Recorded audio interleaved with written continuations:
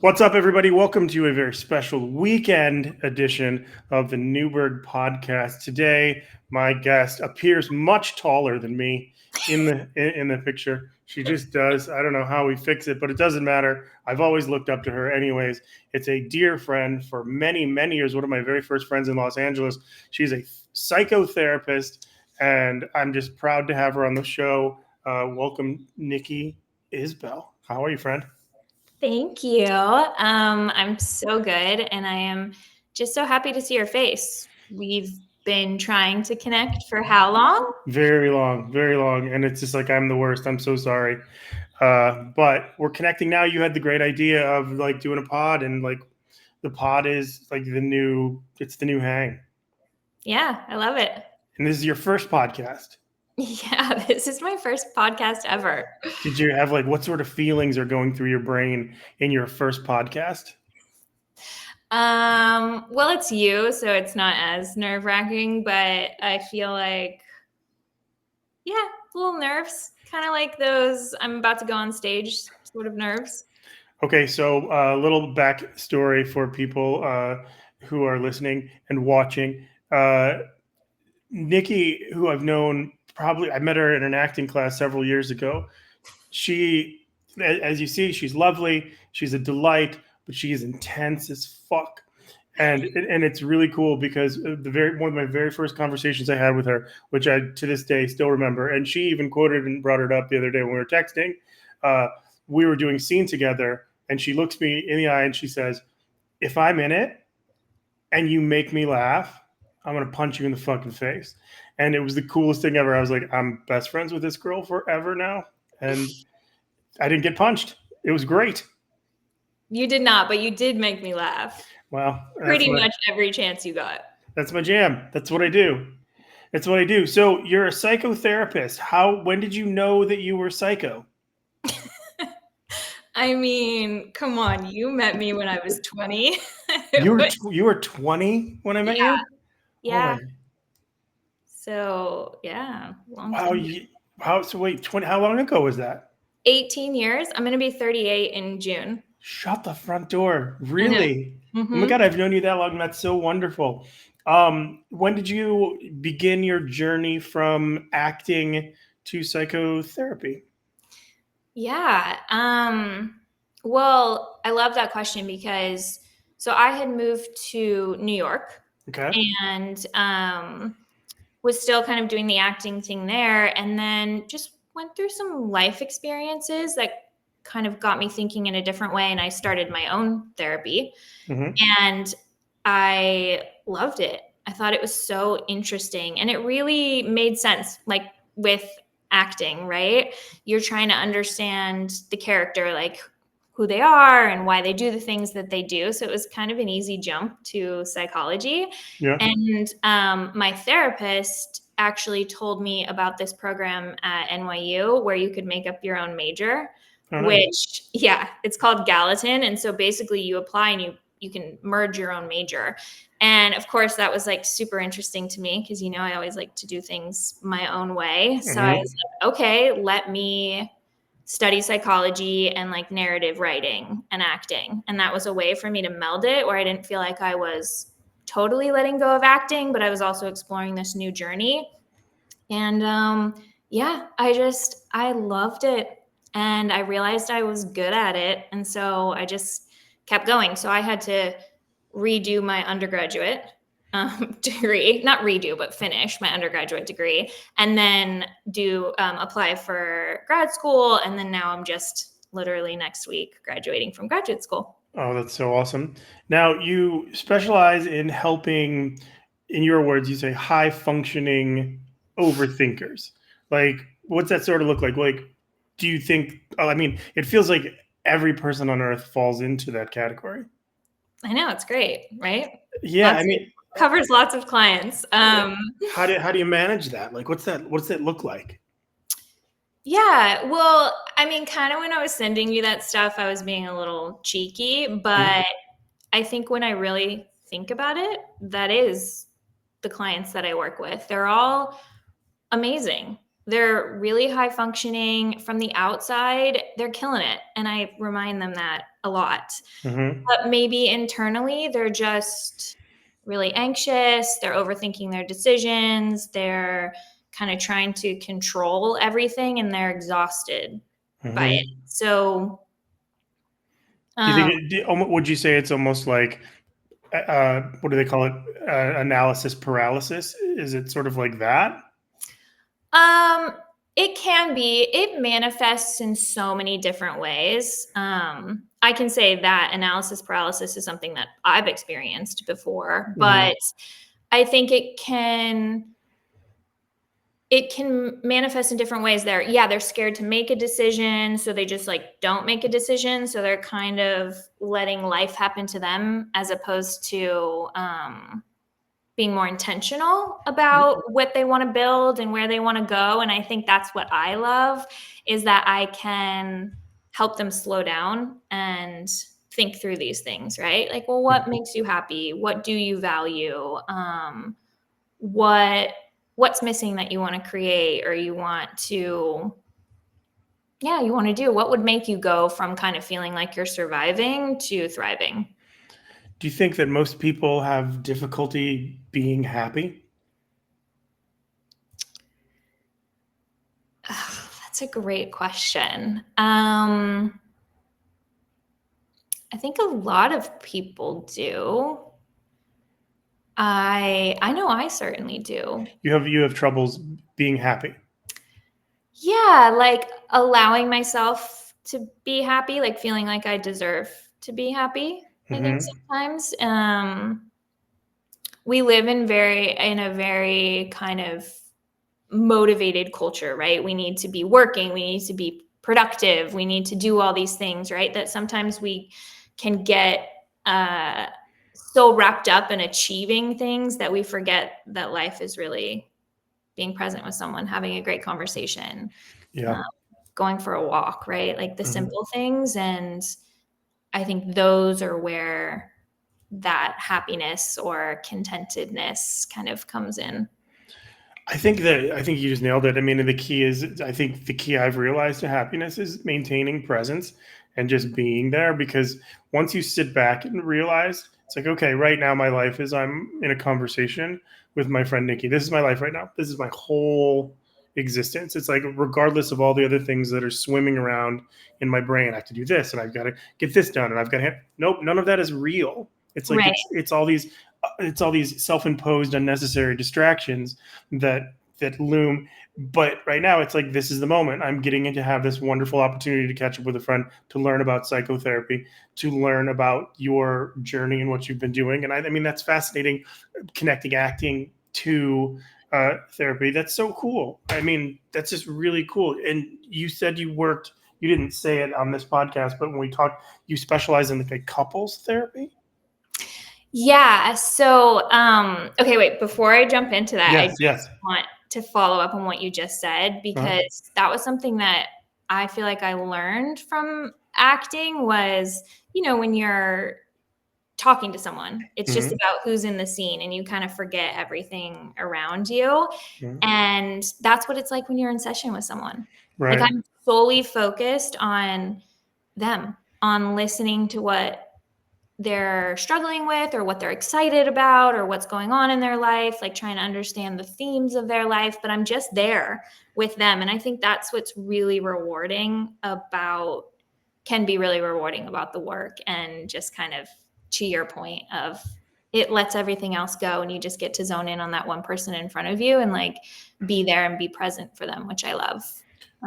It's just so, I mean, it's like, if we were all able to do that so much more, it would be such a more fulfilling experience. And you have much older folks saying, it's so simple. It's just really simple. It's just, it's like when Buddha holds up a flower. He's like, this is it. This is about this flower.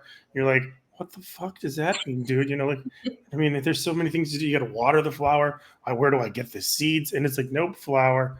Like, all right, cool. So I love that you do couples therapy. So how many, so you're a mediator, like you're a judge, you're a love judge.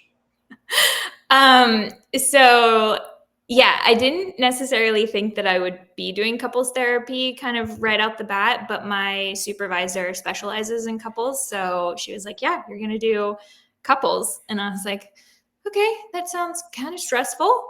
But yeah, you are. I mean, I guess you are kind of a mediator. The way that I like to think about it is giving them a space, a safe space to Right. talk about things that um, might be hard to talk about. I think the other thing that we kind of with presence, the other thing that we're not taught very well is how to have difficult conversations or bring up those topics that feel really uncomfortable. And sometimes to my clients, it's like the scariest thing in the world to talk about something that they don't want to talk about, right? So I try to make a really safe space that the couple can talk about those things, and that maybe we can, again, with like the listening, I'm listening for patterns, for what's going on, what are their fights about, what's underneath the fight, how can I help them build better communication and better connection, because again, back to presence and connection. Sure. Yeah, have you had some that kind of throw you, where like you're like, fuck, what am I doing? I'm like, I'm not really, without obviously giving names that are examples, but are there some that like all right, I'm in a hypothetical situation here. Okay. Okay. All right. I come in with my partner. This is my partner. Her name is Pick. All right. Mhm. She Great. and I, yeah. Meet you, Nick. Yeah, hello. She and I have been together for a year. Okay. Okay. Mhm. We have an open relationship, Okay. but it's not my choosing. I just accept it because I love Pick for who Pick is. And even though we have an open relationship, I don't really take advantage of it that much, but I'm accepting of the fact that Pick needs to go out and do Pick's thing and, mess around, whatever. But I said to Pick, the one person you can't hook up with is a coaster. And then Pick's like, all right, cool. And then I come home and Pick and Coaster are doing it on the coffee table, which is weird because you'd think they would use the bedroom. Like, why the coffee table? Now I'm angry, but it's technically it's an open relationship, but we had an agreement. Mhm. So who like do you know it? And Pick's like, I got to be honest, I fucked Coaster. He said, don't fuck Coaster. And then so we're on the same page. We haven't been able to get past it. We come to you. What's your plan of attack? How do you like? I mean, obviously it's far fetched, but you've heard all the information. You see, Yeah, I don't know if it's that far fetched. Like, I am not going to pretend that I have a lot of experience with like open relationships, but what I understand is you still have boundaries, right? Mhm. You still have rules. They're just maybe different from a monogamous relationship, right? But if your rules are that that's a no-go area and then that's violated, it's still like a boundary and a violation to the person, to you Right. situation. Like, you feel violated by Pick. And so it's not really that different from looking at infidelity Mhm.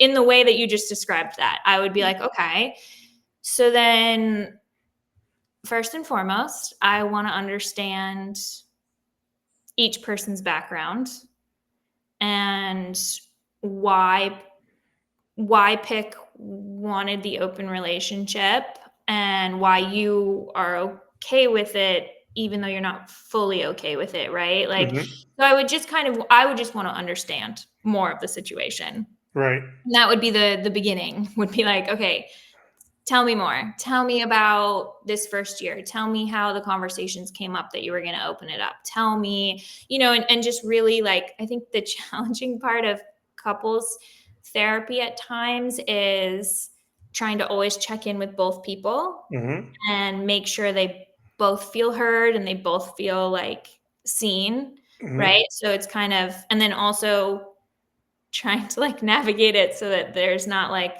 sometimes you want to watch them argue to see how that plays out, but other times you need to kind of like, stop it. Or Do they both sit in front of you? well, so I do all virtual. Oh, even better. Okay. Yeah, so it's more like this. It would be like you and Pick are in the picture, Right. and I mean, I suppose if you wanted to bring Coaster in, you could bring Coaster in, but yeah, it would be just understanding what happened, and then figuring out with you guys if this is something you can move past. Right. Because there can be these moments that actually inspire deeper conversation and can make people bring people closer together. And Esther Perel talks about that a lot, but it's totally situational to like that couple, you know? Mm-hmm.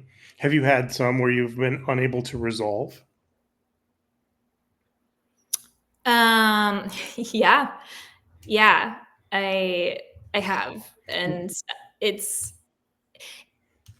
hard not to take it personally sometimes, but at the same time, sometimes I'm like, oh, okay, thank God that it didn't, okay, let me think of how to phrase this. Sometimes the best thing that I can do is to help them realize that it's not working. Okay. That's good. That's awesome. I mean, if that would be so, I'm glad that's a real job. Like that'd be just so much easier for so many people because everybody has those friends where you're like everyone gets that they shouldn't be together but them, and then if you could be like whistle, Nikki, get in here. You're like, hey, what's up? It's not working. It's not you. It's him. It's not him. It's you. Sign here. Like that would be excellent. Well, and I think it's more sometimes how can you help them kind of realize that themselves, or maybe like have it be like a easier, less painful breakup. Breakups are hard. 100%. Maybe helping with that as well. I haven't had to do that yet, but I'm sure I will at some point. It just seems like such a fun gig. Like it's just like it's so perfect for you because you're just you care. It's like you ooze concern and like you've always just been so interested in other people and it's really fun to see that you're doing this. Questions therapy related. Sure. So are you familiar with intrusive thoughts? Mm-hmm. Okay. So are those super common with most people, or are they only for crazy creative people like myself? This was something so interesting to me. They're more common than we think. Okay. It's just maybe they're more outlandish with creative people, or I guess people that tend to be a little more anxious, those overthinking types, Mm-hmm. it affects them more. Right. But intrusive thoughts are just intrusive thoughts. It's the meaning that we give to them that makes us, that can put us into distress. Right. Yeah. I get that. I mean, I'm pretty good now I never ever had them. And then like 3, 4, when my dad passed several years ago, I started having them like crazy, like just the weirdest ones. And like I went to therapy for it, and I worked it all out. I'm good. I'm good with therapy. Whenever I need to, like, I don't go consistently, but whenever I've got something in my brain, I'm like, I need to tighten this up. Yeah.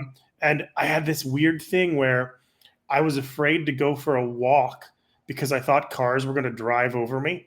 And like I would be on the sidewalk and I'd be like, even if cars are nowhere around, they're going to appear and drive over me. And I mean, that was 2 sessions to get rid of that, thank God. But it was crazy because I walk every single day.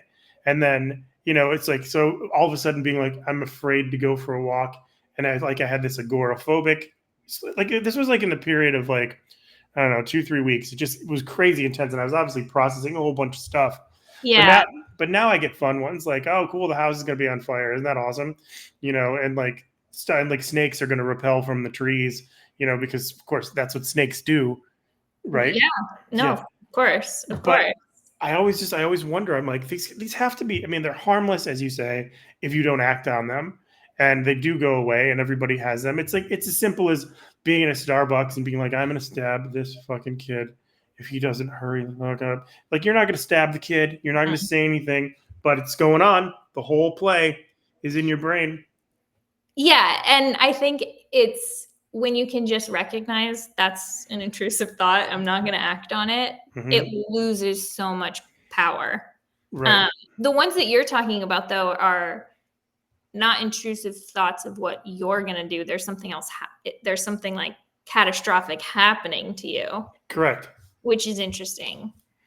Yeah. So you have to just kind of reality check yourself a little bit is what sometimes easier said than done. And again, I don't mean to sound like I'm not an expert in this, but my clients that have intrusive thoughts, I would just be like, yeah, what happens if you just let that go? Right. Right.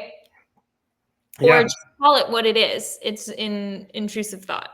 And then we can move on, right? And and then I would talk about for you, and I'm sure your therapist did this, right? Like what's coming up for you with what you're processing and your father's death and stuff that might make you feel out of control. And then that's the way it's getting presented is like, I don't have any control. A car could come out of nowhere and run me over right now. Right. Yes, but how likely is that? Can we just talk about that feeling? What's that feeling, right? Right. Yeah, the way she got she was amazing. She goes, all right. She's like, I'm gonna knock this out for you right now. And I go, okay, what are we doing? She goes, all right. She's like, she's like, right now, she's like, your whole entire body, your brain, your existence, you're a corporation. Like, you're a Fortune 500 company. I'm like, okay. And she's like, what's the best version of yourself? What is the best version? I'm like, well, I'm responsible. I'm a good partner. I'm creative. She's like, great. And I list all the things. And she's like, that person, that best version of yourself is the CEO. She's like, all right. She's like, now, if you're in a Fortune 500 company, you're CEO, you're not doing it alone. You've got a board of directors. Now your board of directors are going to be this crazy fear and this other whatever crazy thought. And of course, and she said they're allowed to have their opinions, but you make the final decision. You're the CEO of yourself. So when someone spouts up and they're like, hey, you know what? There's going to be, snakes that jump from the sky. Like, and she's like, give those people a condescending name, like, okay, sweetie, okay, honey, and talk to those people in your brain when it pops up. And I was able to understand that so completely in a way where it just like, to this day, like still, if like I'm like, all right, buddy, relax, and it's like, but until I had that formula or that key, like I couldn't figure that out. I was just like, why are they coming up in my brain? But it worked. Yeah, no, I love that, and I've done things like that before. Yeah, like talk to your anxiety and be like, okay, so I hear what you're saying.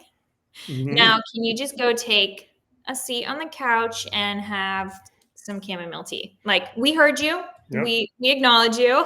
Now go take a break, right? Exactly. So yeah, I love that. It reminds me too, have you ever heard of IFS therapy? What is it?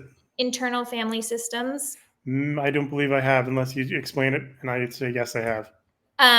So it's kind of a little bit similar to what you were talking about, but instead of like a company or a CEO, it's you have like a family system within you, and yourself is sort of like the CEO, the one behind that's like calm and collected, and then there's all these parts of you that come in to protect you.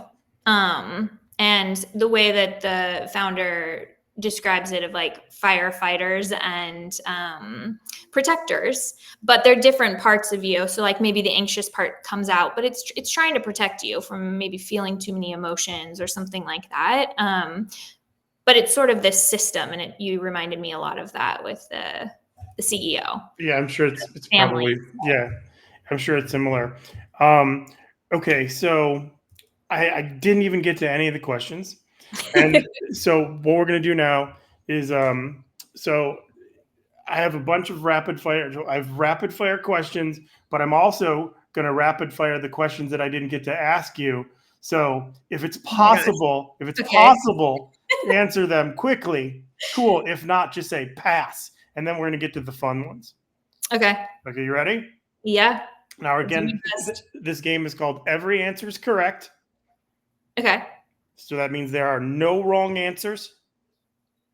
You cannot say anything wrong. Okay. All right.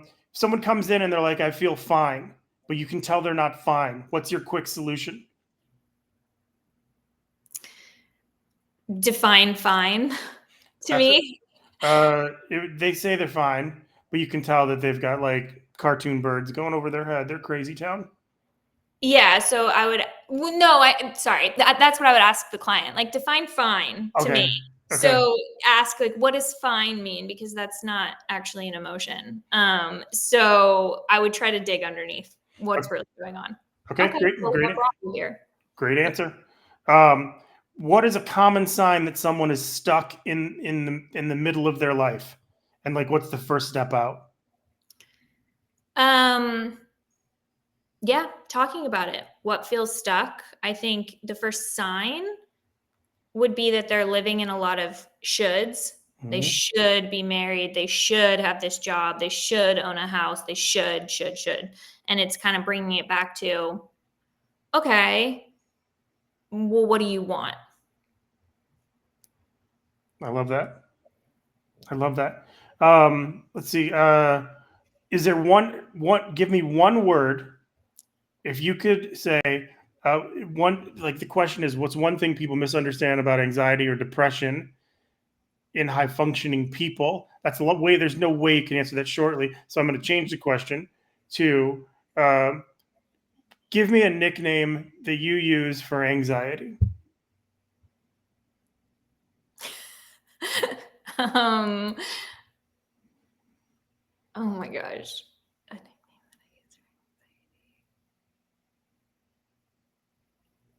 I don't know. That's fine. Again, every answer is correct. But I can't think of one right now. See, I say runaway train brain. That's what I say. Okay. Let's see. How can you tell when someone's better? Yeah. I think they feel more aligned in their life. Their internal world matches what their external world is, right? Like they feel like they're showing up authentically in their life and they're proud of how they're showing up. Okay. All right. Now it's time to get to the fun questions. I'm so excited. All right. You ready? Yes. All right. Have you ever made out with a famous? Yes. All right. That's correct. Fill in the blanks. I like blank more than blank. I like almond butter more than peanut butter. All right. That is correct. You are 2 for 2. Does Vanderpump rule? Does it what? Ring a bell? No. Does Vanderpump rule? Oh, does it rule? Yes. I mean, I worked at SUR for a really long time, so I feel like I have to say yes. I know stuff about you. I know you do. So yes. Okay. Let's see. Name one job you've had before that isn't acting and it isn't therapist. And it isn't SUR. I worked for a nutritionist in New York City. That is correct. What was the name of our acting teacher? Sherry Shaw. How often did she eat during class? I'm gonna say all the time because you're asking the question, but I don't remember. She never didn't. She was the thinnest lady, and she never didn't have like a full basket of food. I did her podcast a couple months ago. She's great. Really? Yeah, she asked me if I wanted to do it, and we talked, and she's cool. All right. Who is the funniest person asking this question? J. Chris. That's correct. Who is your least favorite Twilight vampire? I'm not answering that. What would you do if you lived in? What would your occupation be if you lived in Minnesota? Well, now I can be a therapist because I can do it virtually. Fine. How sexy is Michael? So sexy. Okay, that's correct. When he proposed, did you cry? I think so. I can't remember actually. It was very cold out, so Okay. it might have been distracting, but I'm not really like a crier. I'm afraid that I'm going to cry very hard during the wedding when I'm trying to say my vows. That I'm very nervous about. Oh, you will.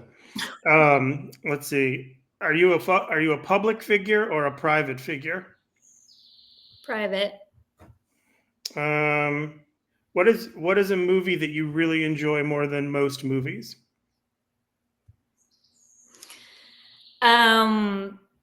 The first one that popped into my head was like The Holiday or Love Actually, which is yeah. Soup or salad? Oh, soup. But I Soup? thought you were literally asking me for the recipe to a super salad. Yes. May I have a recipe for? And had you given me one, that would have been correct. Oh my God. What is your favorite kind of soup? Ooh. Oh, that's really hard. But I do make a ginger carrot coconut soup that I really like. Oh, that sounds great. Mhm. Just to nerd out on soup for a second. Do Okay, it. so I go to Bristol Farms and I get the old fashioned, like the homemade chicken noodle. Okay. But then I add fresh celery in addition, and fresh carrots in addition, and I also put spinach in there Mm-hmm. and garlic. Oh, so good. You basically soupify, I or like did. you're making it like a superfood. Yeah, I know. It's incredible. How do you like your eggs done? Ooh, poached. Poached. Mhm. Excellent. What is next for you? Well, it's a big summer with graduation and getting married and figuring out career stuff. So quite a lot of things. Are you all still at? Oh, wait. Okay, that was the last question because I was going to ask a bunch of stuff that I'll ask when we get off. Okay. Let's see. One last question. What was your name when I met you? Nikki Todd, And Todd is your. middle name. That is correct. That is so cool. Well, I'm so glad that you did this. Thank you so much. I'm so proud of you. You've just accomplished so much, and you will continue to impress me. I'm so excited for your therapist journey. And even though you only graduate in a week, you're a fucking therapist, dude. You're there. It's I know. cool. I've had clients for a year and a half, so it's kind of it's great. I love it. There is no technicality. Well, thank you everyone for listening. Nikki, thank you for being on the show. Yeah, thank you. And I'm gonna log off. If you like the show, please like and subscribe. Follow us on YouTube at Newberg Pod, or just share it with whoever, or just turn it off because you don't like noise. I guess I need to get better at ending podcasts, but let's see, end recording.